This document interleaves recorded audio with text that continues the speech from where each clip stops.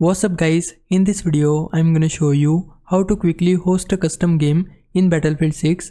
It's really simple to do. You can see I'm in a match by myself right now, just running around. I can leave this at any time, but instead of creating my own experience from scratch with a QR code or going online, I can use the pre-made experiences already available in the game. From the home screen, go to community, then select search experiences. Here you can browse through all the maps, modes and community made setups. If you find something you like, select it and then choose host. At the bottom of the screen, you will see two options. You can host locally if you just wanna play by yourself, or you can start hosting the experience with whatever settings are selected. If you press host and it gives you an error, don't worry, just keep tapping it repeatedly for a minute or two. A lot of people are trying to access these servers, so sometimes it takes a few attempts before it actually loads.